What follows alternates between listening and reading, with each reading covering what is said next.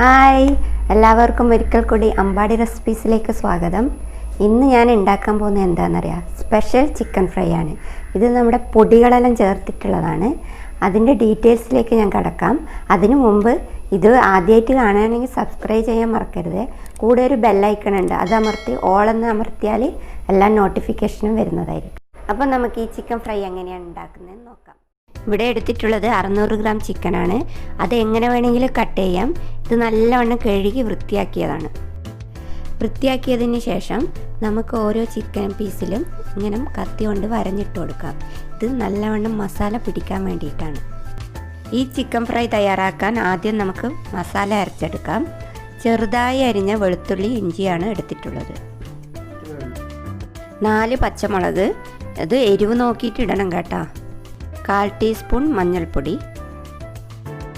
1/2 table spoon മല്ലിപ്പൊടി, 1 table spoon മുളക് പൊടി, 1 ടീസ്പൂൺ കുരുമുളക് പൊടി,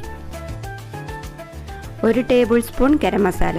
ഇപ്പം നിങ്ങളുടെ കയ്യിൽ ഗരം മസാല ഇല്ലെങ്കിൽ നമ്മുടെ പട്ട, കറാമ്പ്, ഏലക്കായ അങ്ങനെയല്ലേ ഇല്ലേ, അതൊക്കെ ഇതിലേക്ക് ഇട്ടാൽ മതി. 1 ടേബിൾ സ്പൂൺ മൈദ, 1 ടേബിൾ സ്പൂൺ അരിപ്പൊടി, 1 ടേബിൾ സ്പൂൺ കടലപ്പൊടി, 1 table spoon cornflour, 3 table spoon നാരങ്ങാ നീര്, കുറച്ച് മല്ലിയിലയും പുതിനയിലയും, കുറച്ച് കറിവേപ്പില, ആവശ്യത്തിന് ഉപ്പ്. അപ്പോൾ നമുക്ക് ഈ കൂട്ട് നന്നായി പേസ്റ്റ് പോലെ അരച്ചെടുത്ത് കൊണ്ടുവരാം. നമ്മളെ കൂട്ട് നന്നായി അരഞ്ഞു വന്നിട്ടുണ്ട്. നമുക്ക് അരച്ചെടുത്ത കൂട്ട് ഒരു ബൗളിലേക്ക് മാറ്റാം.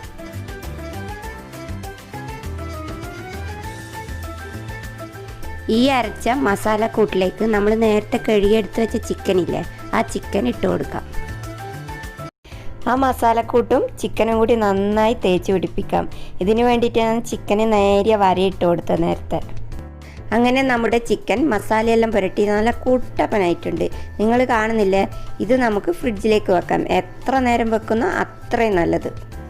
ചിക്കൻ ഞാൻ ഫ്രിഡ്ജിലെടുത്ത് വെച്ചിട്ടുണ്ട്. ഇനി നമുക്കിത് കോട്ട് ചെയ്യാനുള്ള ബാറ്റർ തയ്യാറാക്കാം. ആദ്യം 2 സ്പൂൺ മൈദ, 2 ടേബിൾ സ്പൂൺ കടലപ്പൊടി, 2 ടേബിൾ സ്പൂൺ കോൺഫ്ലോർ, 1/2 ടീസ്പൂൺ കുരുമുളക് പൊടി, 1/2 ടീസ്പൂൺ മുളക് പൊടി, 1/2 ടീസ്പൂൺ ഗരം മസാല, ആവശ്യത്തിന് ഉപ്പ്, കുറച്ച് മല്ലിയിലയും കൂടി ഇട്ട് കൊടുക്കാം. ഈ കൂട്ട് നന്നായി മിക്സ് ചെയ്തതിന് ശേഷം കുറച്ച് വെള്ളം ഒഴിച്ചിട്ട് നമുക്ക് കോട്ടിങ്ങിനുള്ള ബാറ്റർ തയ്യാറാക്കി എടുക്കാം.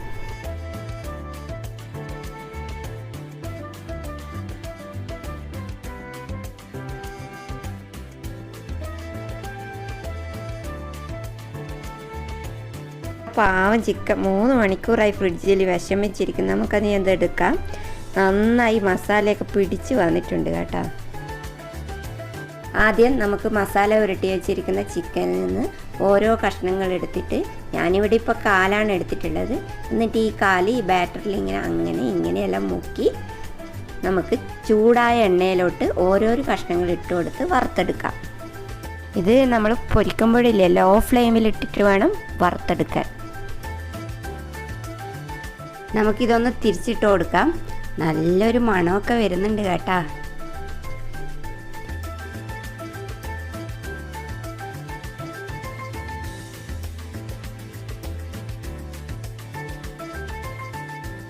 നമ്മുടെ ചിക്കൻ നന്നായി മൊരിഞ്ഞ് വന്നിട്ടുണ്ട്. നമുക്കിത് സെർവിങ് പ്ലേറ്റിലേക്ക് മാറ്റാം. നമ്മുടെ പൊടി ചിക്കൻ ഇവിടെ റെഡി ആയിട്ടുണ്ട്. ചപ്പാത്തിൻ്റെ കൂടെയോ പത്തലിൻ്റെ കൂടെയോ ചോറിൻ്റെ കൂടെയോ ഒക്കെ കഴിക്കാൻ നല്ല ടേസ്റ്റ് ഉള്ളതാണ്.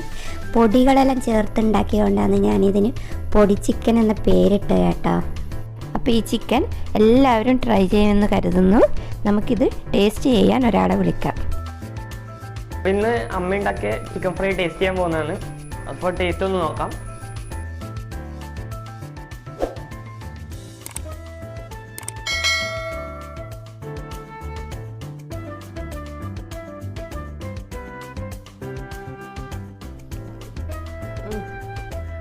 ഉള്ളെല്ലാം നല്ലോണം ഇതായിരുന്നു. ഈ സ്പെഷ്യൽ ചിക്കൻ നല്ല ടേസ്റ്റ് ഉണ്ട്. എല്ലാവരും ഇത് ട്രൈ ചെയ്ത് നോക്കണം.